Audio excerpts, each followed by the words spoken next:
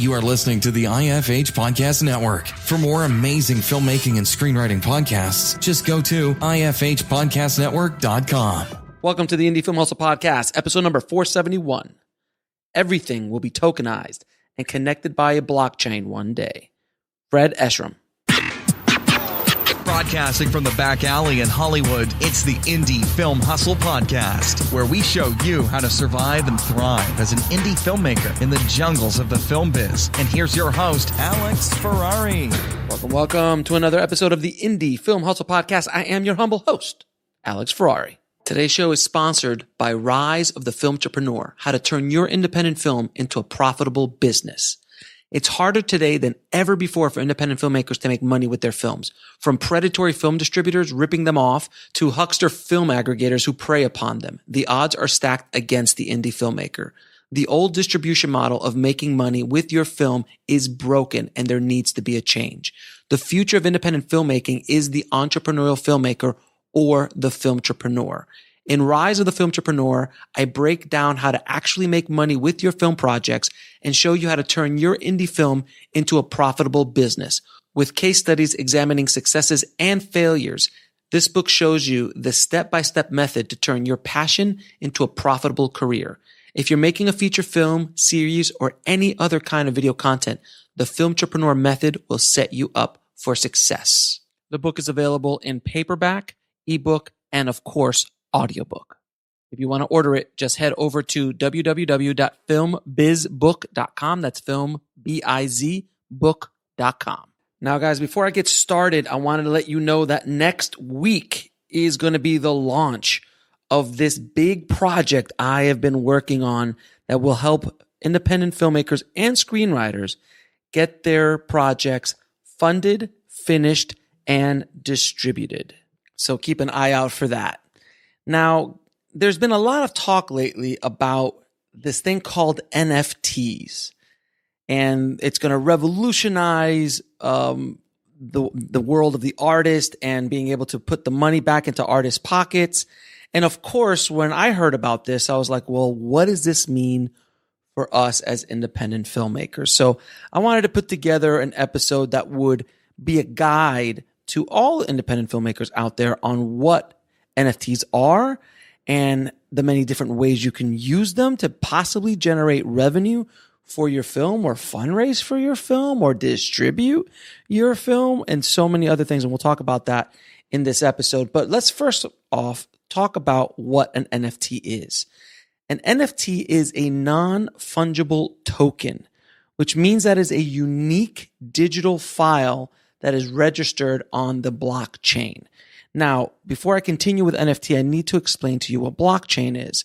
Now, many of you might have heard the term blockchain associated with cryptocurrency like Bitcoin or Ethereum or Dogecoin or many other cryptocurrencies out there. The technology of blockchain is revolutionary, and I personally believe it will transform the world, if not as big or bigger than the internet did. I know that's a very big statement, but you'll understand in a minute. What blockchain is basically is a ledger.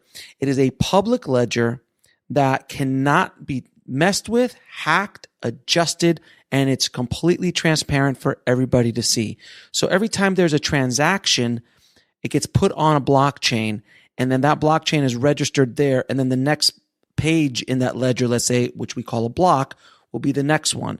And then other transactions happen there, and then another one and another one.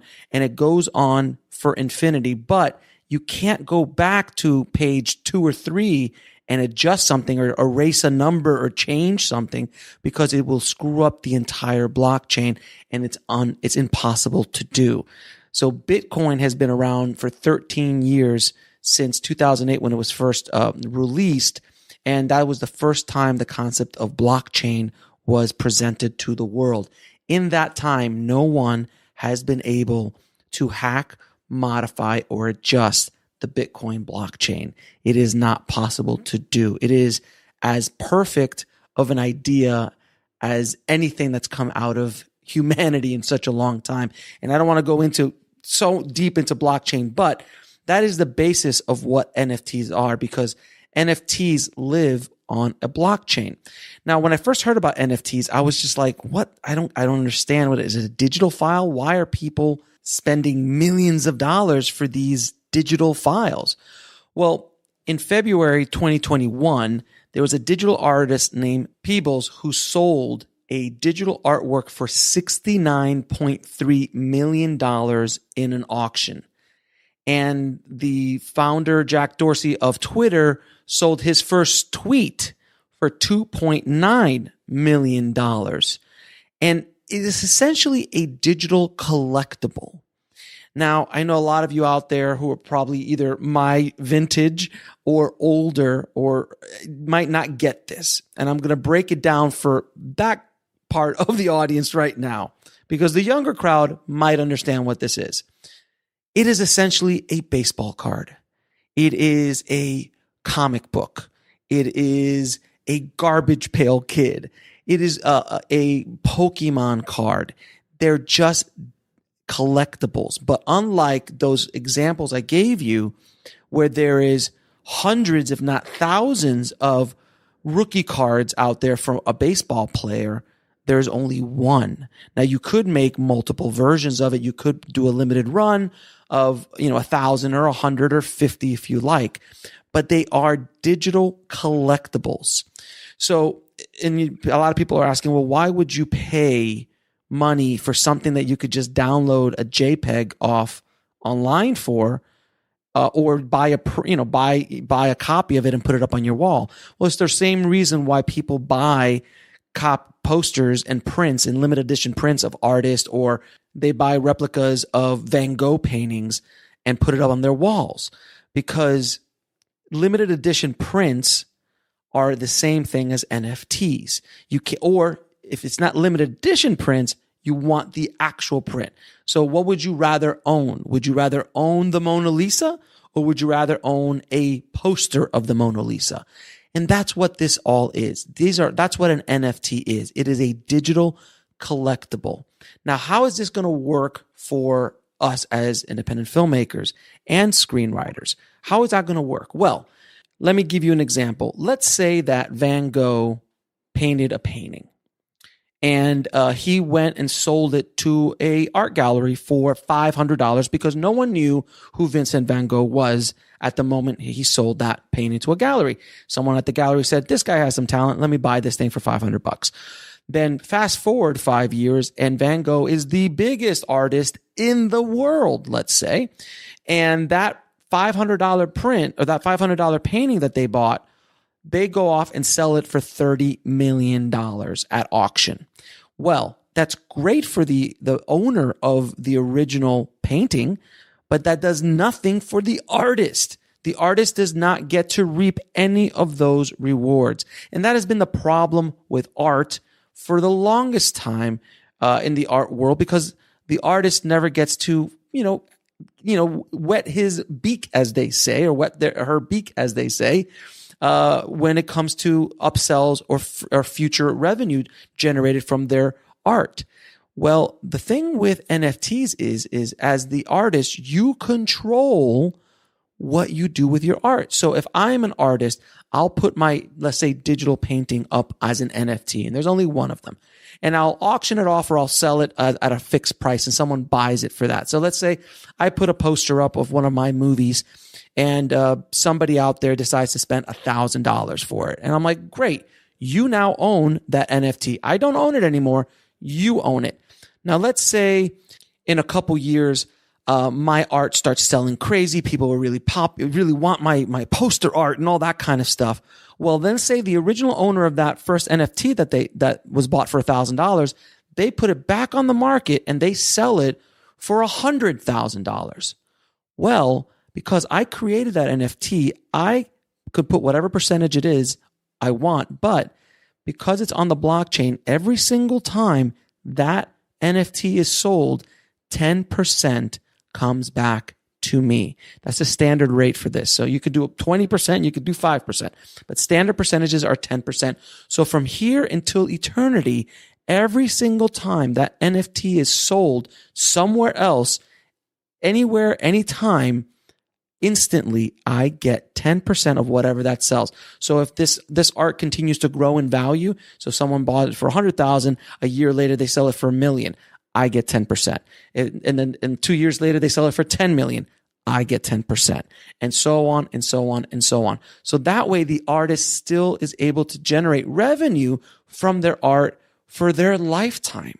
This is revolutionary for artists in this world. Now, how does this translate to independent filmmakers? Well, when I finally understood that this was basically a baseball card, a digital collectible version of a baseball card or a comic book, I'll use this analogy. Imagine that Steven Spielberg created an NFT for his first short film called Amblin. And that was his first short film, and he put it out as an NFT, and he sold it for $100. That would be the equivalent of a Mickey Mantle rookie card. How much would Amblin's short film be worth as an NFT today? How much would it have been worth when Jaws hit, or when Raiders of the Lost Ark hit, or when E.T. hit, or when Jurassic Park or Schindler's List hit, and all these other milestones in Steven Spielberg's career? What would that short film be worth? Would it be worth $5, or would it be worth hundreds of thousands of dollars, possibly millions? That is what we're talking about here, guys. So imagine a world where filmmakers are treated like baseball players, or like your favorite comic book character. The first appearance of Spider-Man is worth millions of dollars. But as the career goes on, let's say, I'll keep that example going, or I'll switch over to a contemporary director as well. Let's talk about Chris Nolan. So Chris Nolan made his first feature film called The Following. If we would have had an NFT for The Following, how much would that NFT be worth today? So after that, he creates an NFT for Memento. How much would that NFT be worth today? And he continues to create NFTs per movie, per project that he makes throughout his career for people to buy, trade, and sell, because they are now buying into him as an artist. Just like you would buy a rookie card for Mickey Mantle, but then you would also buy every year that he's playing baseball, you would buy that year's card. The equivalent would be with filmmakers. Imagine if you owned Reservoir Dogs NFT, Quentin Tarantino's first feature film, or Pulp Fiction, or Django Unchained, or Inglourious Bastard. Imagine if you had the rights, if you owned that NFT. And that could be one NFT, or it could be a limited edition of maybe 100 NFTs, or 1,000 NFTs. But that's all the NFTs that will ever be made of that piece of art. Now, that's the way I've been able to wrap my head around this, seeing like where can we go with this? Where can independent filmmakers go? Now, that is one way you can use NFTs. Kevin Smith is now currently using an NFT to sell all distribution rights to his next film. Now, that means that the person who buys that NFT owns the movie, owns it, and can exploit it and do whatever they want with it from here until eternity. Now, if they ever sell these rights, Kevin gets 10%, and the producers of the film get 10%. That's one way of going about it. And also with buying the rights, Kevin included in that NFT full marketing, promotions, interviews. They're going to help the film, whoever buys those rights, to get it out into the world. And he has a stipulation as well that you have to release it. You can't just sit on it and just go, ha, ha, ha, no one will ever see this movie. So that is another way. We have a up-and-coming interview with the first feature film ever, independent film to ever sell NFTs for an independent film. And that film's called Lotawana, with Trevor, the director, is going to be on, as well as his producing partner. We're going to talk all about how he did it. And what they did essentially was sell shares in their movie. So you're selling shares as NFT. So now every time there's money to be made from, anytime there's money that comes in, these people who own the NFTs will get a piece of the movie. So that's another way to make monies with NFTs and independent films. Even another way is to essentially crowdfund your film with NFTs, meaning that you can put out 1,000 shares for your film as NFTs, and people could start buying them, and you can set whatever price you want. You can auction it if you like, and you can raise capital to make your movie if you have an audience, if you have people that will believe in the project you're doing, and so on. But this is unlike crowdfunding. They're just buying shares in your movie, and they can do that. Now, how is this all done? This is all done using cryptocurrency. So the reason why NFTs work, it's not because they're sending you a check every single time a sale comes in. It all happens automatically on the blockchain to your cryptocurrency wallet. Usually it's using Ethereum, which is a whole other conversation, but that is the cryptocurrency that they're using for NFTs right now. But the thing is, guys, the NFTs right now are in their infancies. Everyone's just trying to figure out what to do with it, what's going on with it, how to do it. Some people are selling NFTs with physical things with it. They're selling experiences with their NFT. So if you buy my NFT, you'll also get a hard copy version of it, and you'll also get a conference call with me, and you can maybe get an autographed picture from the star. And they just constantly are packaging things together. So nobody really knows what to do with the film and how to with the NFTs and how to actually market it, because it's all brand new. This is essentially the internet in 1996. Okay, that's what NFTs and blockchains are right now, the concept of a blockchain. People are starting to figure out, imagine in 1995 if I told you to go to this URL, nobody would have understood. A lot of people would have not understood what you were talking about. There was a group of people that did, but many people wouldn't. It's the same thing now. People are like, what is cryptocurrency? I don't know. What is a blockchain? What is that? What is an NFT? These are things that will be part of our societal vernacular in the coming years. These things, everybody will understand what an NFT is, just like everybody now knows what www.blablabla.com means, or what the @ symbol is for email, or what email even was, trying to explain what email was to somebody who didn't understand it. It's the same thing that's going on right now with NFTs, blockchain, and cryptocurrency. And I promise you one thing, the moment the studios understand what's going on with NFTs, they are going to jump in, because what would you think the NFT for the latest Star Wars movie is, or the limited edition stuff that they're going to put out for the next Star Wars movie, or for the next Marvel movie? What would the Avengers Endgame be worth as an NFT? What would Iron Man's NFT be worth? And all sorts of different products and NFTs that they can create limited editions for. All of these digital assets that they can create and auction off to not only sell, make money with the actual NFT, but the marketing. Can you imagine that Disney puts up the Avengers Endgame NFT, and there's only one, and you get to auction it? I promise you that will go for millions of dollars. And the press that they will get from that, in addition to just the money that they're going to get, is going to be invaluable. So the moment that the studios figure this out, everyone's going to go into it, because then they're going to go into the Casablanca NFT, the Three Stooges NFTs, the Jaws NFTs, and they're going to go into their archives and going to pull out all of the greatest movies that they have in their catalog and start creating NFTs from those films, because movie fans are going to want to own a digital collectible from their favorite movies. I'm telling you, this is going to happen. Can you imagine the Criterion Collection NFT of Seven Samurai? Can you imagine the Criterion Collection version of Rashomon, or of any of their Chasing Amy, or whatever movies that they have the NFT rights to? You mean to tell me that no Criterion Collection collector out there will not buy the NFT of their favorite films? I'm telling you, this is going to be something. It might be nothing, but I truly, truly doubt it. Now, I know a lot of you are asking, where do I set these up? Where can I actually sell these things? Where can I create an NFT? How do you create an NFT?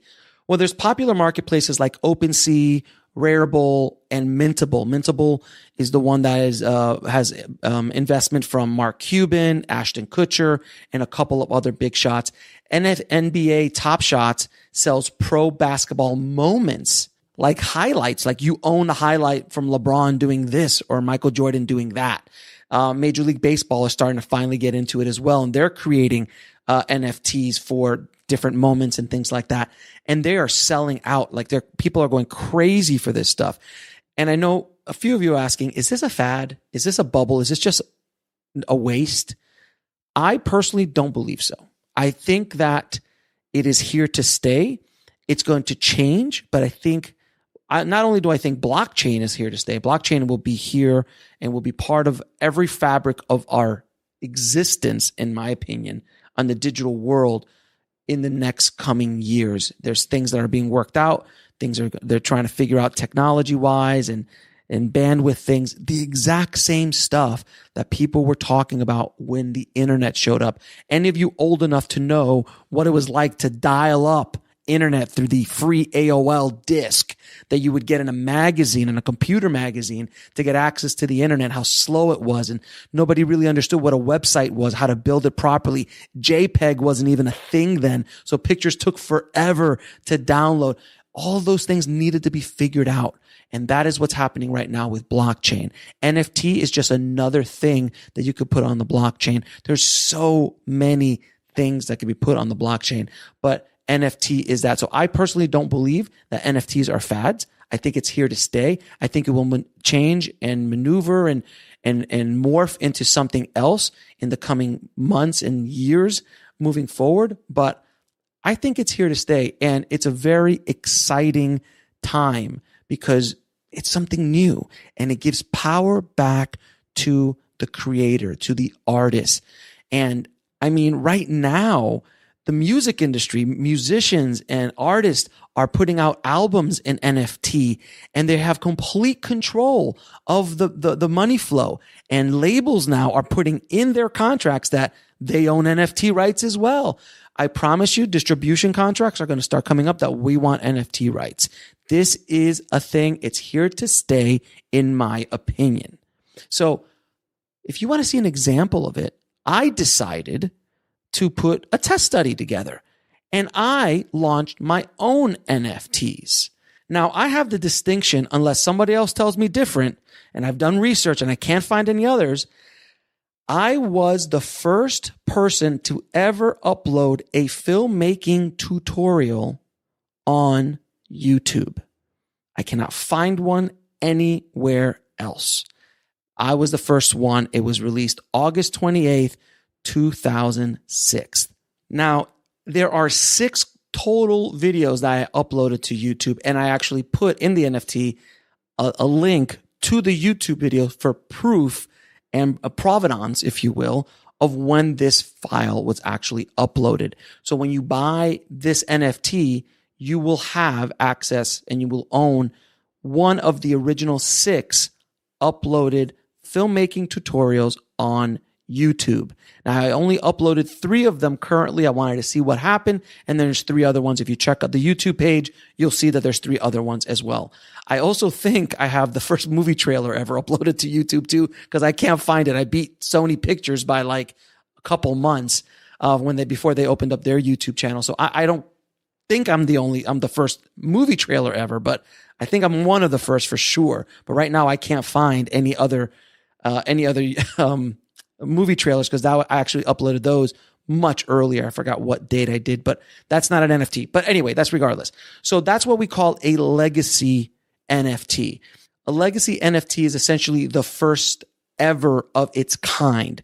So the first filmmaking tutorial NFT, that would be mine. Lotawana would be the first independent feature film ever sold as an NFT in the history of NFTs. So those are what they call legacy NFTs. So like the first tweet ever sold as an NFT is a legacy NFT. The first comic book, the first baseball card, the first Garbage Pail Kid. These are first Pokemon card. These are legacy NFTs. So those are things that you should look out for as well. So I put these 3 up, made it really affordable. Right now, currently, because Ethereum has gone down in price, is $65. If Ethereum, the cryptocurrency, goes back up, when I first posted them, it was like $125. So it went down a bunch. So now they're $65, $64. So it will range depending on when you buy it. Now, obviously, $65 is not going to make or break me. I'm using this as an experiment. I want to see what happens. I want to see if there's anybody out there in the Indie Film Hustle tribe that finds value in that. And you're not only buying that NFT because of its legacy, but you're also buying it because I put it up. And hopefully one day I will do other things in my career where these will become much, much more valuable. I have no idea. We'll see, but it's just a really interesting experiment. And another NFT I put up was to my first short film, Broken, which many of you know and listen to my podcast know. It was in over 200 film festivals. It was reviewed by Roger Ebert. It was basically the start of me even thinking about doing something like Indie Film Hustle back then, where I created a DVD that sold 5,000 copies, made over $100,000. It's all sorts of stuff. I'll put links to all the story if you haven't heard that story in the show notes. But I put it up as an NFT to see what, if you believe that one day I will do something artistically that will become more valuable, or for whatever reason I become more popular and this becomes more valuable, it might be a good investment. I don't know. This is a weird conversation because I'm the artist saying, hey, maybe one day I'll be big, guys, and this will be worth a lot of money. I have no idea. This is an experiment. Okay. I have no idea, but I wanted it to kind of show you, put an example up there so you can see what it is and how to do it, and we'll see what happens. I don't know. I have no idea what's going to happen in the future with my career, or if this will be worthless or if this will be worth something or whatever. I don't know. But I wanted to show you guys, I wanted to give you an example of what this was.